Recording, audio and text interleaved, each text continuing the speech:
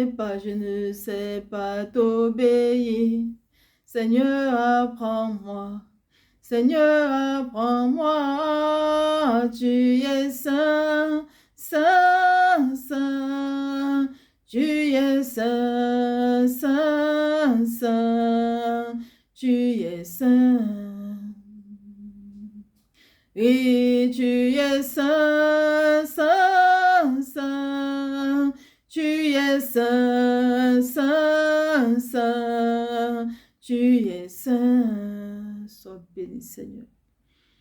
Oui, tu es saint, tu es saint, tu es saint, tu es saint. Le seul qui nous enseigne toutes choses et qui nous veut sanctifier devant ta face. Que ton nom soit encore béni, magnifié, exalté en cet instant, au nom puissant de notre Seigneur Sauveur Jésus-Christ de Nazareth. Amen. Oui, chantons un peu du peuple de Dieu, soyons tous bénis dans le nom précieux de notre Seigneur Sauveur Jésus-Christ de Nazareth. Oui, je souhaite que Sœur Marie, la prophétesse de l'Éternel des armées, le Seigneur me fait encore la grâce méritée, peuple de Dieu, viens partager toi ce précieux message, je sais. Vraiment qui nous ouvre encore les yeux sur comment faire pour le peuple de Dieu, nous retrouver avec notre Créateur un jour. Le peuple de Dieu, le Seigneur va partager avec toi que l'obéissance, c'est la clé qui ouvre le ciel. Ainsi par l'Éternel, amis, l'obéissance, c'est la clé qui ouvre le ciel. Ainsi parle l'Éternel des armées de Dieu. Je suis bien en passant de ce l'Éternel Daniel Hoche, c'est lui qui a reçu ce message, c'est ma demande de partager ça avec vous. Le Seigneur utilise aussi beaucoup. Ouais, peu de Dieu, quand le Seigneur nous aime, il dit que l'obéissance seule est la clé qui ouvre le ciel. Qu'est-ce que l'obéissance, peuple de Dieu? L'obéissance, c'est le fait d'observer avec amour tous les commandements du Seigneur et de les mettre en pratique dans notre marche quotidienne. Le peuple de Dieu, on va se poser la question, mais qu'est-ce que l'obéissance nous apporte en tant que chrétien? Quel est le rôle de l'obéissance dans la vie d'un chrétien? Pourquoi est-ce qu'on doit vraiment être obéissant au Seigneur, à notre Créateur, à celui-là qui nous aime plus que nous-mêmes? Pourquoi est-ce qu'on doit être obéissant? Qu'est-ce que ça nous apporte? Peuple de Dieu, laisse-moi te dire que l'obéissance, peuple de Dieu, nous rapproche du Seigneur. Et en retour, il se révèle aussi à nous. L'obéissance au Seigneur, peuple de Dieu, nous éloigne du péché et de ses conséquences. L'obéissance, peuple de Dieu, ouvre les écluses des cieux dans nos vies. L'obéissance, peuple de Dieu, nous donne la vie du Seigneur en abondance en nous. L'obéissance, peuple de Dieu, nous permet d'entrer dans les lieux saints. C'est-à-dire, dès qu'assis à côté du Seigneur, où il nous parle, il nous enseigne lui-même. Il n'y a que l'obéissance qui nous conduit à cela. Et l'obéissance encore, peuple de Dieu, c'est au gravé de l'obéissance que toi et moi serons sauvés. Il n'y a pas autre chose que ça. Que le nom de notre Seigneur, notre Créateur, soit encore béni. Je te prie de partager massivement ce message, peuple de Dieu, afin d'aider beaucoup de chrétiens, beaucoup de personnes. Le peuple de Dieu, la parole de Dieu déclare dans Jean 14, verset 21, il dit, celui qui a mes commandements et qui les garde, c'est celui qui m'aime. Et celui qui m'aime sera aimé de moi, sera aimé de mon Père, et moi aussi je l'aimerai et je me ferai connaître à lui. Celui qui m'aime, celui qui m'aime,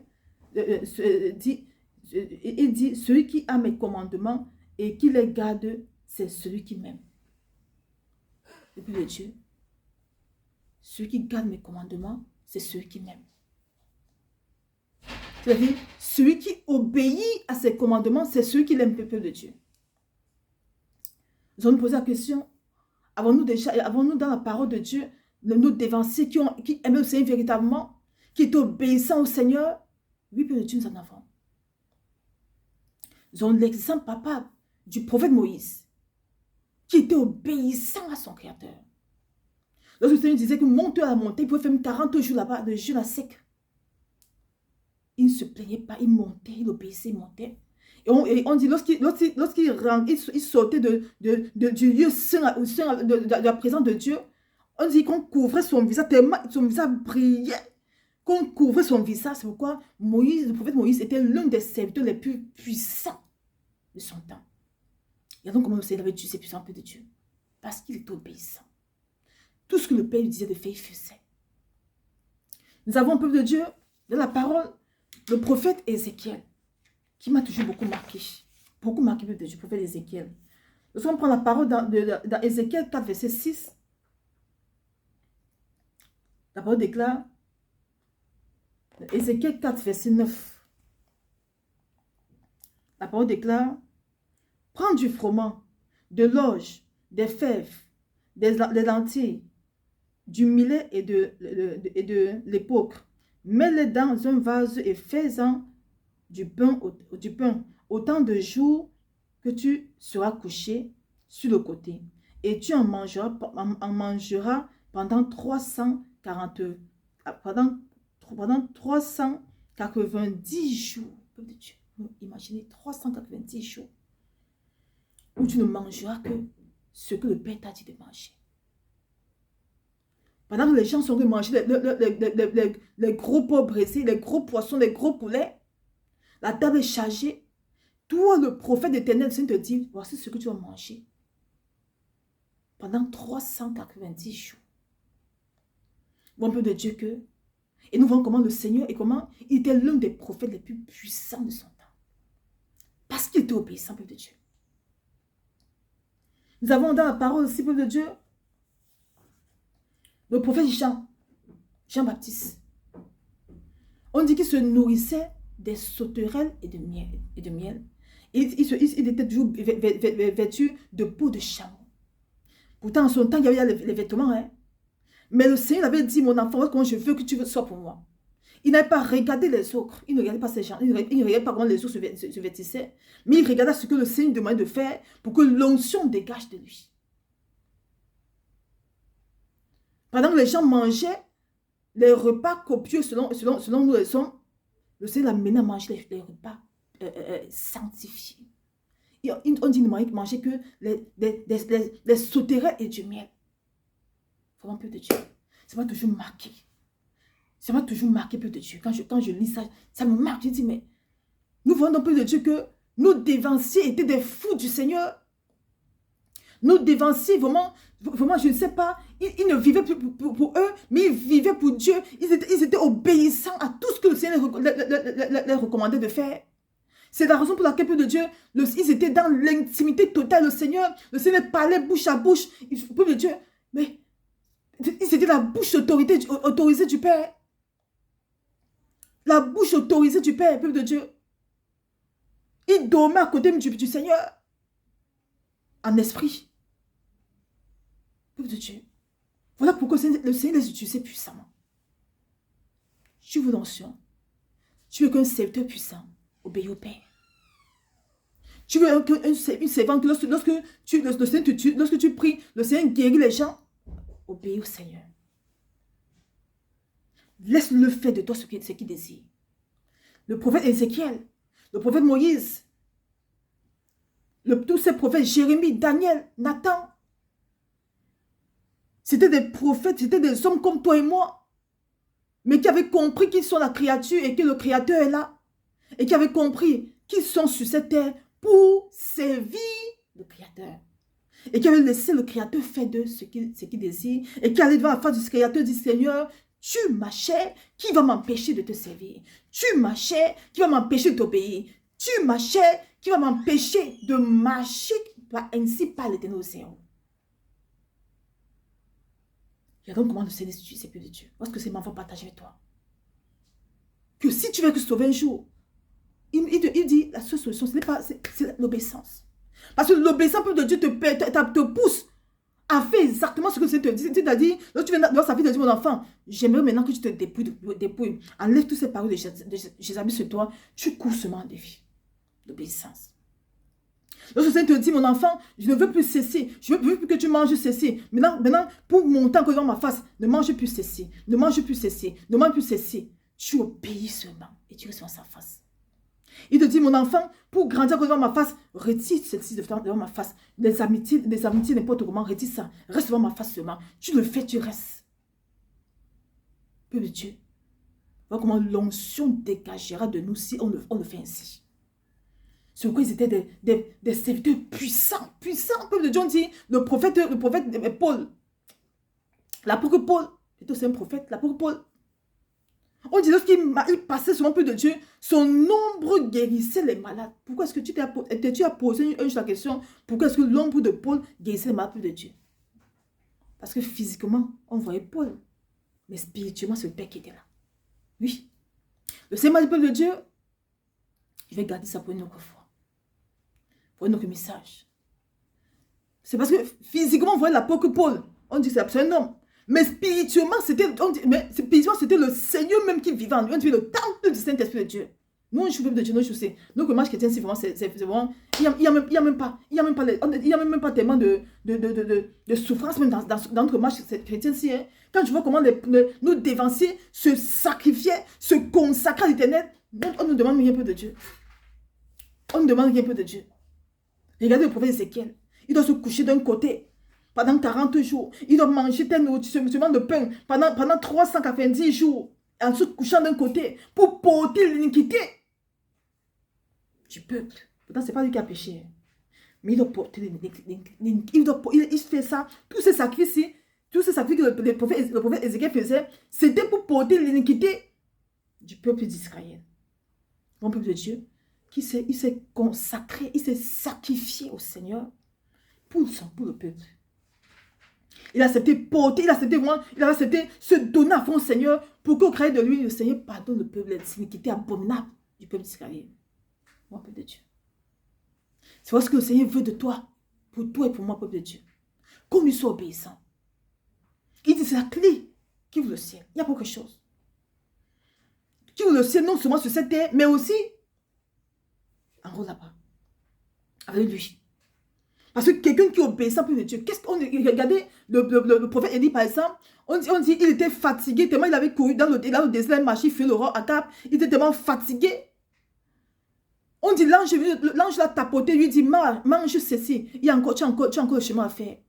Peu Dieu, les anges le nourrissaient. Vraiment, que c'est nous aide de Dieu, à nous donner à fond au Père. Et regarde comment il vivait le spirituel peuple de Dieu. Il vivait le spirituel peuple de Dieu. C'est parce que ce qu'on fait aujourd'hui, c'est zéro. C'est rien, peuple de Dieu. Regarde, l'ange vient le tapoter. Que prends ça, mange mon enfant. Mange mon frère, mange. 2 fois de revêt-toi, mange. Tu as encore beaucoup de chemin à faire.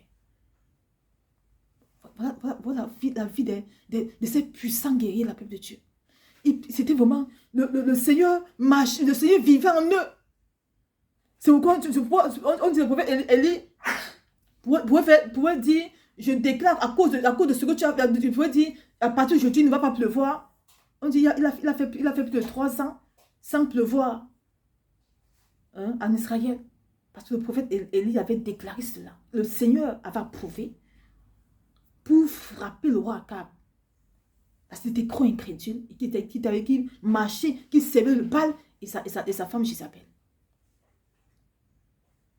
Il y a un peu de Dieu. Où est-ce que c'est attendre de chacun de nos peuples de Dieu? Il nous dit que la clé qui ouvre le ciel, c'est l'obéissance. Dans l'obéissance, il y a tout, peuple de Dieu. Dans l'obéissance, il y a tout. Dans l'obéissance, c'est même personne qu'on rencontre.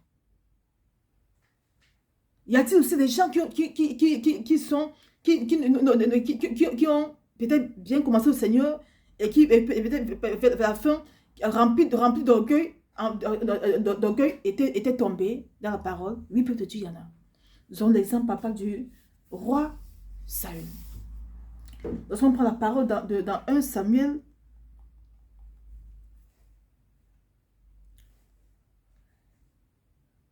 la parole dans 1 Samuel Dans 1 Samuel 15,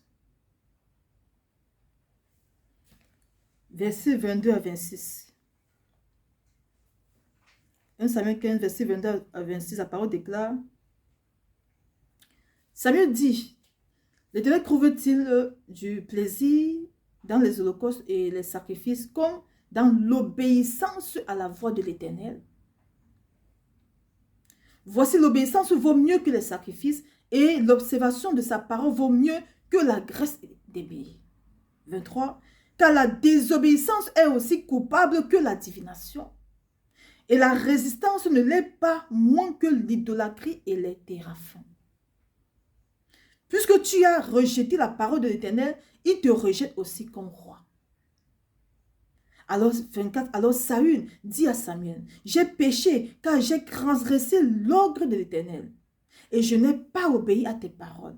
Je craignais le peuple et j'ai écouté sa voix.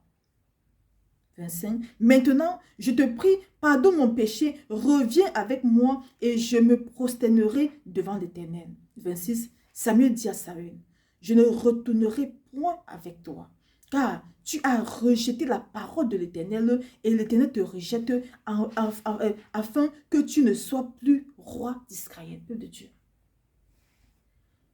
Voyons, peuple de Dieu, que la désobéissance à la parole du Seigneur nous rejette de sa présence.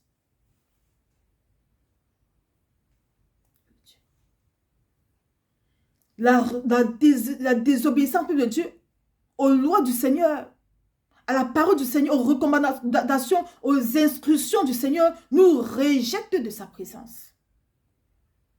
Et si le Seigneur te rejette, peuple de Dieu, tu seras quoi ce test? Tu seras quoi ce test? Regardons le roi Saül. Lorsque le Seigneur te rejette, peuple de Dieu, sa grâce n'est plus sur toi. Avant, lorsqu'il obéissait au Seigneur, il gagnait tous ses combats. Mais il a désobéi à la parole du Seigneur, aux instructions du Seigneur, plusieurs fois. Et nous voyons les conséquences de cela. La dernière fois, le Seigneur avait dit, le prophète Samuel l'avait dit, le Seigneur dit que tu dois frapper tes peuples en interdit, tu dois tuer tout le monde jusqu'aux animaux. Il avait tué et laissé le roi et la reine en vie. Pourtant, ce n'est pas ce qu'on avait dit.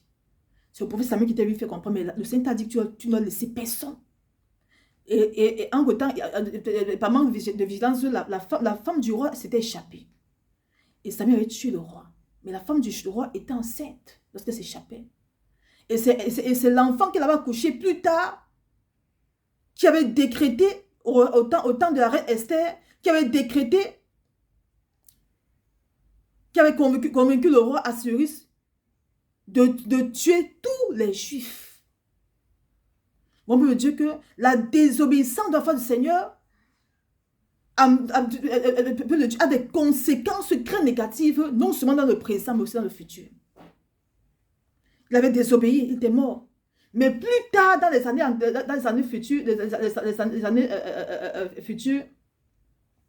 tout un peuple a failli être exterminé, détruit totalement à cause de la désobéissance de quelqu'un qui était mort depuis, du roi Saül qui était décédé depuis. Ou un peu de Dieu. C'est tout simplement que j'ai encore plus ça, j'ai encore bien compris cela. Lorsqu'on prend l'histoire de la reine Esther, Aman qui voulait qu'on tue Madoché. Non, c'était Madoché, oui. Aman qui voulait qu'on tue Madoché. Aman, c'est l'une des conséquences de ce que le roi Saül avait commis, peuple de Dieu. La désobéissance, peuple de Dieu. Oui. Parce qu'on a fait comprendre que c'était le roi. C'est un roi juif qui avait tué tes parents. Alors il avait cette vengeance-là en lui. Il avait grandi avec cette vengeance en lui. Et lorsqu'il avait trouvé l'occasion de pouvoir aussi détruire tous les juifs, il n'avait pas loupé cette occasion-là. Juste à cause de quoi? La désobéissance d'un ancêtre.